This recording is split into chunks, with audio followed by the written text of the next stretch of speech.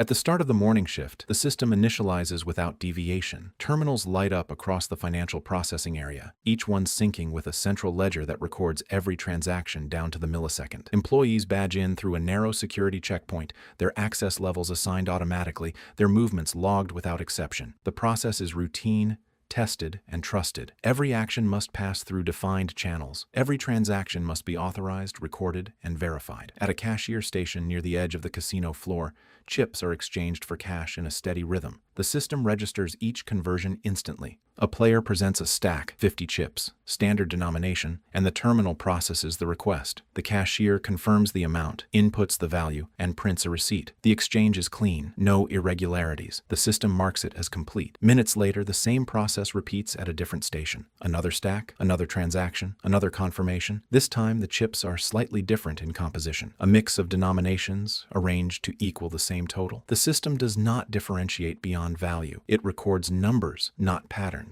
By early afternoon, the transactions begin to form a sequence, not in location, but in structure.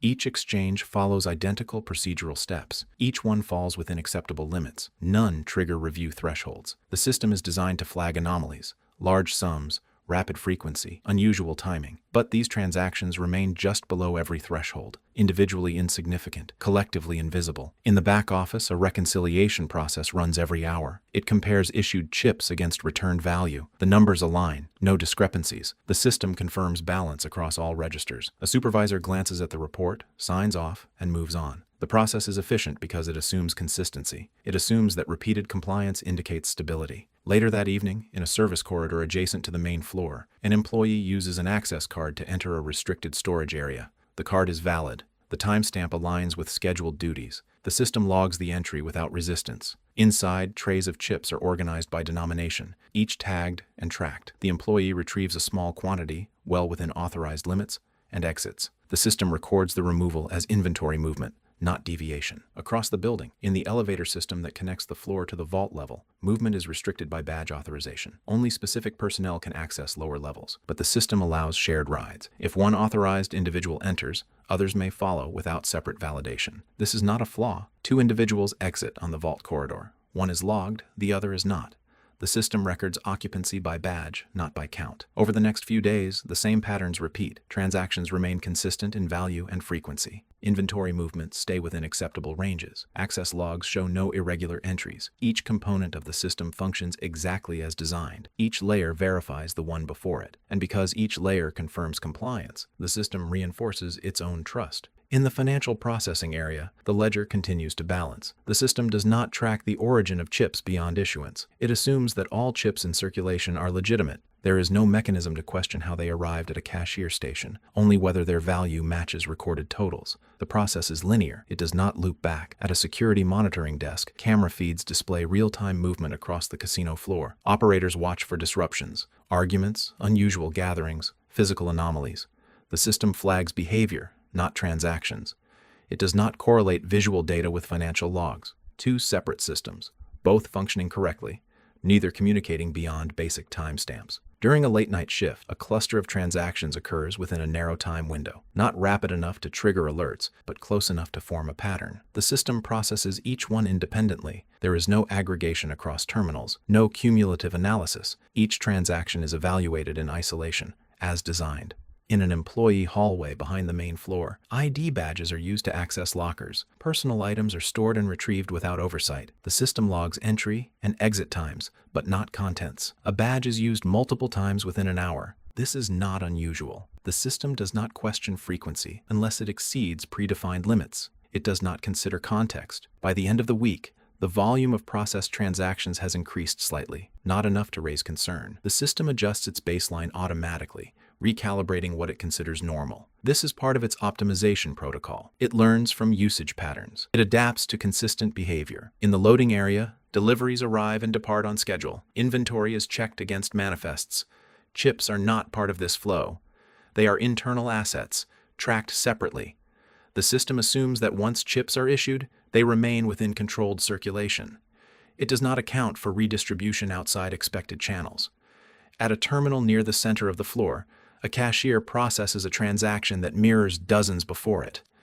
The same value, the same structure, the same confirmation. The receipt prints, the ledger updates. The system logs it as routine, but across multiple terminals, at varying times, the same pattern has been repeated, not identically, but consistently. Each instance alone is unremarkable. Together, they form a structure the system was never designed to recognize. In the vault corridor, access logs show regular movement. Authorized personnel enter and exit within scheduled windows. The system confirms identity, not intent. It does not question why access is repeated, only whether it is permitted. Over time, the system begins to rely on its own history. It trusts what has been consistently verified. It lowers its sensitivity to patterns that have not previously caused issues. This is not a failure. It is a feature designed to reduce false positives, to streamline operations, to maintain efficiency. In the security checkpoint, badges continue to grant access without delay. The system has no reason to doubt them. Every credential is valid, every action is logged, every process is followed. And yet, something has already shifted.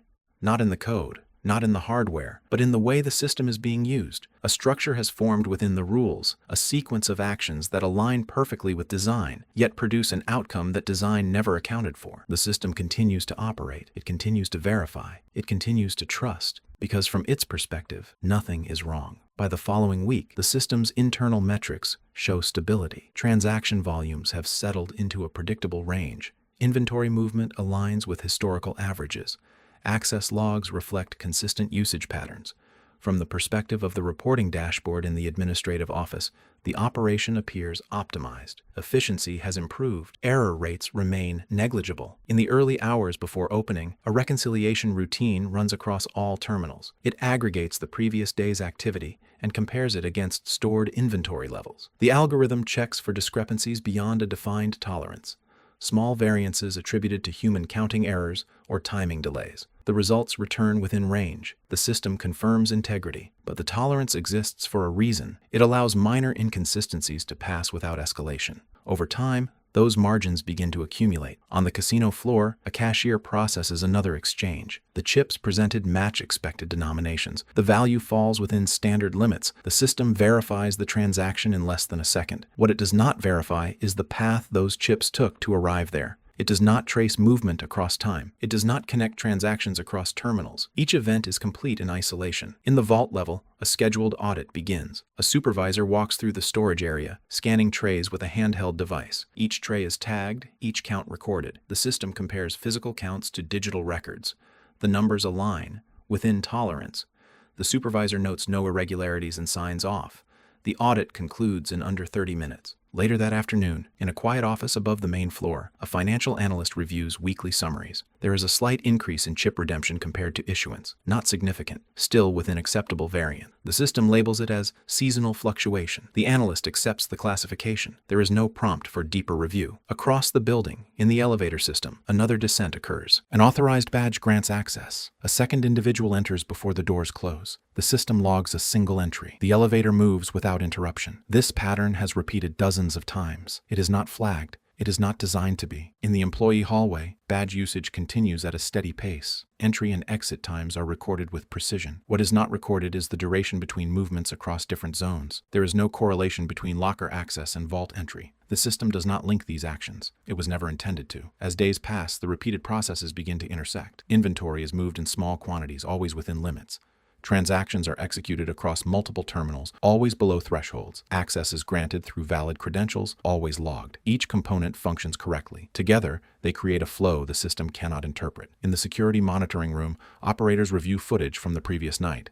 The video shows normal activity, players moving between tables, staff circulating, transactions occurring. There are no disturbances, no visible anomalies. The system flags nothing. It does not analyze behavioral patterns over extended periods. It reacts to immediate events. Meanwhile, the ledger continues to reconcile. The system adjusts its baseline again, incorporating the latest data into its definition of normal. The slight increase in chip redemption becomes part of expected behavior. The margin expands. Sensitivity decreases. In the loading area, a routine delivery is processed, inventory is checked, logged, and stored. The system confirms receipt. There is no interaction with chip tracking. These systems operate independently, each optimized for its own function. There is no unified model. Back on the floor, a sequence of transactions occurs within a narrow time frame. Different terminals, different staff, identical structure. The system processes each one without hesitation. There is no aggregation, no pattern recognition across nodes. Each transaction passes validation. In the vault corridor, a maintenance check is scheduled. An authorized technician enters with a valid badge. The system logs the access.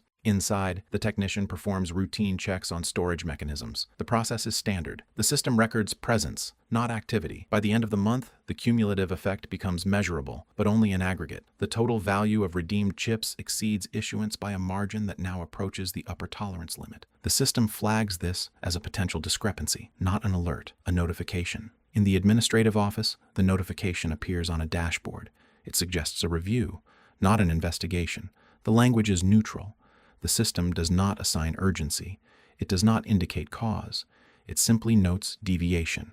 A review is scheduled. 2 days later, a team begins cross-referencing logs. They examine transaction histories, inventory movements, access records. Each dataset appears consistent. There are no missing entries, no unauthorized access, no invalid transactions. Every action is accounted for, but the relationships between actions are absent. The system was never designed to connect these layers. It verifies correctness within each domain, not across them. It assumes that if each part is valid, the whole must be valid. In the financial processing area, a deeper audit is initiated. Transactions are grouped by terminal, by time, by value. Patterns begin to emerge. Repeated structures, consistent intervals, distributed execution. But these patterns are not anomalies within the system's logic. They are perfect compliance. In the vault level, inventory is recounted manually, this time without reliance on tolerance. The numbers do not align. The discrepancy is small per tray, but consistent across multiple units. The realization begins to form, not of error, but of design limitation. In the security checkpoint, badge logs are reviewed alongside elevator records. The data shows authorized access at all times. There are no breaches, no violations. But the logs do not account for shared movement. They do not reflect actual occupancy. The system did not fail to record. It recorded exactly what it was built to record. As the investigation deepens, the conclusion becomes unavoidable. The system enforced its rules flawlessly. It validated every credential, every transaction, every movement. It rejected nothing because nothing violated its parameters. The vulnerability was not external. It was structural. Each layer operated independently, optimized for efficiency and accuracy within its scope. But no layer was designed to question the combined outcome of all layers working together. There was no mechanism to detect coordinated compliance. In the final report, the language remains precise. No breach occurred. No safeguards were bypassed. All actions were performed using valid credentials and approved processes. The system functioned as intended, and that is what allowed it to be used. In the months that follow, adjustments are proposed. Cross-system correlation, pattern aggregation, contextual analysis. But these are additions, new layers on top of an existing design. They do not change the original architecture, because the original architecture did not break. It revealed itself. If a system can be used this precisely without breaking any rules, was it ever secure in the first place?